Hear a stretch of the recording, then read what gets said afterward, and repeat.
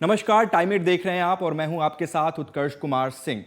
केंद्र की मोदी सरकार को सुप्रीम कोर्ट से बड़ा झटका लगा है। ईडी यानी प्रवर्तन निदेशालय के डायरेक्टर संजय कुमार मिश्रा के सर्विस एक्सटेंशन को सुप्रीम कोर्ट ने अवैध करार दिया है। दरअसल संजय कुमार मिश्रा मोदी सरकार के बेहद ही खास अधिकारी माने जाते रहे हैं, इतने खास कि उनको कुर्सी पर बिठाए रखने के लिए मोदी सरकार ने न सिर्फ कानून बदला बल्कि एक दो नहीं बल्कि 3 सर्विस एक्सटेंशन दिए, जिनका कार्यकाल नवंबर 2020 में खत्म हो जाना था। उनके कार्यकाल को नवंबर 2023 तक 3 बार बढ़ाया और इसी सर्विस एक्सटेंशन को सुप्रीम कोर्ट ने आज अवैध करार देते हुए उन्हें 31 जुलाई 2023 तक अपनी कुर्सी खाली कर देने का आदेश दिया है। और साथ ही साथ इससे पहले केंद्र सरकार को ईडी के डायरेक्टर पद पर एक नई बहाली करनी होगी। इस फैसले को लेकर कांग्रेस नेता रणदीप सुरजेवाला ने क्या कहा है वो हम आपको दिखाते हैं। दरअसल सुप्रीम कोर्ट में याचिकाएं दायर की गई थी रणदीप सिंह सुरजेवाला की तरफ से और उन्होंने इस सुप्रीम कोर्ट के फैसले को न्याय की जीत बताया है, साथ ही साथ मोदी गवर्नमेंट का जो एजेंडा है उसकी हार बताया है।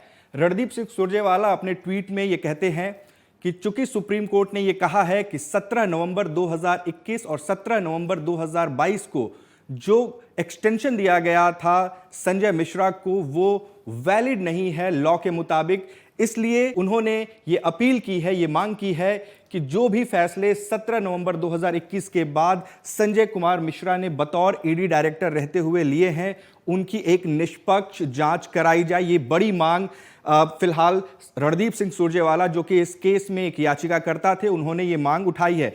साथ ही साथ उन्होंने ये भी कहा है कि जिस कानून के तहत ये एक्सटेंशन दिया गया था, जो अध्यादेश लाया गया था, जिसके बाद जो कानून बनाया गया उसको भी ये रद्द करने की मांग करते हैं। हालांकि सुप्रीम कोर्ट ने फिलहाल इसको अवैध करार नहीं दिया है। इसके साथ ही टीएमसी सांसद महुआ मोइत्रा ने भी ट्वीट किया है, चूंकि ये भी एक याचिकाकर्ता थी और उन्होंने कहा है कि ईडी डायरेक्टर के एक्सटेंशन को सुप्रीम कोर्ट ने इनवैलिड करार दिया है और वो बीजेपी के खिलाफ न सिर्फ चुनाव में बल्कि कोर्ट तक में लड़ती रहेंगी। तो जो तमाम राजनीतिक बयानबाजी है वो अब खुलकर सामने आ रही है। इस पूरे घटनाक्रम को हम आपको समझाने की कोशिश करते हैं कि आखिर आज जो सुप्रीम कोर्ट में मोदी सरकार को झटका लगा है उसकी नींव कहां से पड़ी। नवंबर 2018 में संजय कुमार मिश्रा को ईडी का डायरेक्टर बनाया गया था। यह कार्यकाल 2 साल का होना था, लेकिन 2020 नवंबर में यह कार्यकाल खत्म होने से पहले ही मोदी सरकार ने उन्हें 1 साल का एक्सटेंशन दिया, यानी कि नवंबर 2021 में यह कार्यकाल खत्म होना था।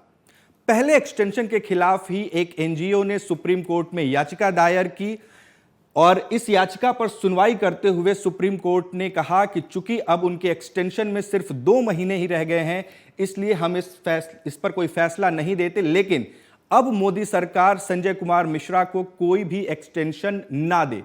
लेकिन सुप्रीम कोर्ट के फैसले को बदलते हुए मोदी सरकार ने न सिर्फ अध्यादेश लाया बल्कि संसद में यह कानून लाया कि जो भी नियुक्तियां हो रही हैं, चाहे वो सीवीसी के अंडर हो रही हों जो कि सीबीआई के चीफ से जुड़ा हुआ मसला है या फिर ईडी डायरेक्टर से जुड़ा हुआ जो मसला है, उनके कार्यकाल को कुल 5 साल तक के लिए बढ़ाया जा सकता है, जिसकी मियाद 1-1 साल करके 3 बार उन्हें एक्सटेंशन दिया जा सकता है। और इसी एक्सटेंशन के खिलाफ कई सारी याचिकाएं सुप्रीम कोर्ट में दाखिल की गई थी, जिस पर सुनवाई करते हुए मई में यह आखिरी सुनवाई हुई थी। सुप्रीम कोर्ट ने अपना फैसला सुरक्षित रख लिया था। तब बीजेपी की अपनी कुछ दलीलें थीं, मोदी सरकार की अपनी कुछ दलीलें थीं।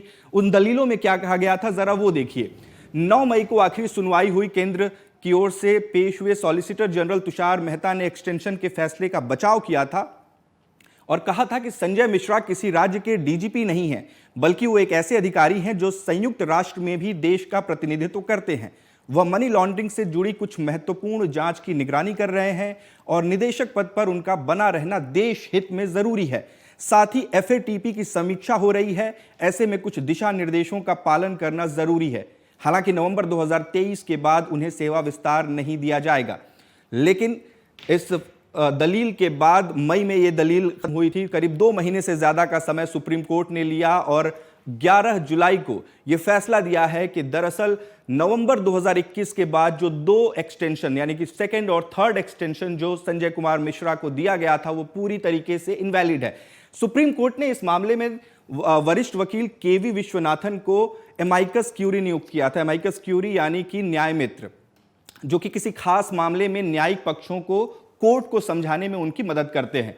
फरवरी 2023 में विश्वनाथन ने कहा था कि संजय मिश्रा को मिला तीसरा एक्सटेंशन और 2021 में आया केंद्र का अध्यादेश जिसके तहत एक्सटेंशन दिए गए हैं दोनों गैर कानूनी हैं। हालांकि सुप्रीम कोर्ट ने इसमें से सिर्फ एक्सटेंशन पार्ट को ही आधार बनाया, उस पर ही अपना फैसला दिया है कि वो इनवैलिड है। उन्होंने उस कानून को इनवैलिड नहीं करार दिया गया है। सुप्रीम कोर्ट के आदेश को पलटते हुए जो 14 नवंबर 2021 को अध्यादेश लाया गया था उसके तहत ईडी निदेशक का कार्यकाल अब 5 साल का होगा और इसी आधार पर मिश्रा को 1-2 नहीं बल्कि 3-3 एक्सटेंशन दिए गए। और अब जबकि उनका तीसरा एक्सटेंशन पूरा होने वाला था, उससे कुछ महीने पहले ही सुप्रीम कोर्ट ने मोदी सरकार को एक बड़ा झटका दिया है। विपक्ष इसे एक बड़ी जीत के तौर पर देख रहा है, लेकिन सवाल खड़े होने लाजमी है। आम जनता के मन में यह